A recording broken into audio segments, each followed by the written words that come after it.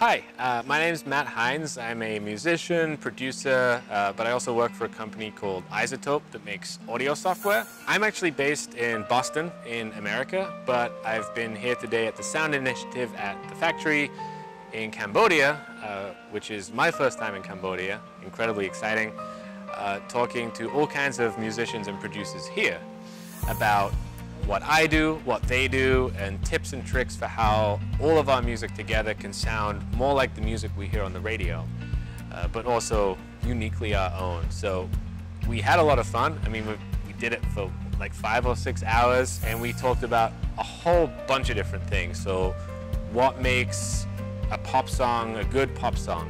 How do we write the song? You know, you start with the phone, you get some ideas, maybe play some piano and some guitar, then you start adding new ideas to that. We watched a few videos and played some sound examples of how people, as they expand on their idea, might take sounds from anything, all over the world. It could be take a piece of music from Eastern Europe, take a piece of music from Cambodia, take a beat from the US and mix it all together, and suddenly you have a new sound. So we spent a lot of time kind of looking at that. We also talked about how do you get a really good sounding vocal, which in my opinion is one of the hardest things to do. Even people that have done it for years still don't know how to get a really good sounding pop vocal, because there's all sorts of things you need to do with EQ, which we talked about, compression, distortion, layering, making it sound big and wide instead of just one voice. We listened to a lot of songs, but you know, Taylor Swift and Kendrick Lamar were some that we listened to, Bruno Mars, where they're really good at making the voice sound powerful. So that was really fun. And then we also did some work with drums. How do you have a kick drum and a snare drum and big, powerful sounding drums that sound good when you hear it on headphones, on speakers, in the club?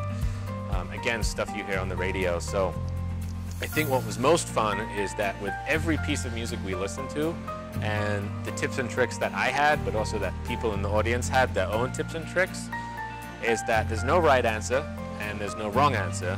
There are only things that you can do and see what works and see what doesn't, see what sounds good.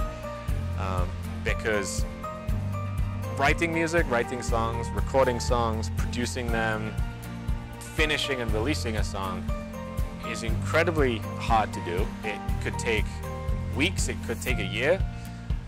And it requires a lot of time and energy to sort of dedicate to get to where you want to be. It's not something you can just do quickly and easily.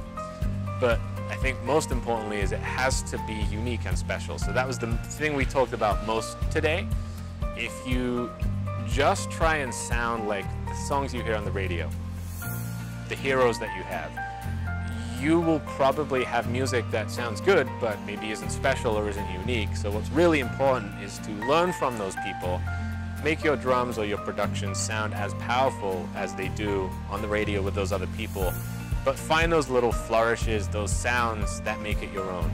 So it could be a certain instrument, a certain sound effect, something that you layer into the track to make it kind of special, make it stand out. It's far more important to do that than just to copy other people. So yeah, we really talked about everything. We talked about the full, how do I start, how do I finish, what are all the tips and tricks in between, which I know we recorded, so there'll be some more detail on that coming out later, but it was incredibly fun. I loved being here for the first time. I loved meeting everyone. They have a lot of great music too, which was super inspiring, and a lot of great tips, not necessarily that were just mine, but were also there. So it was amazing. I had a great time, and thank you.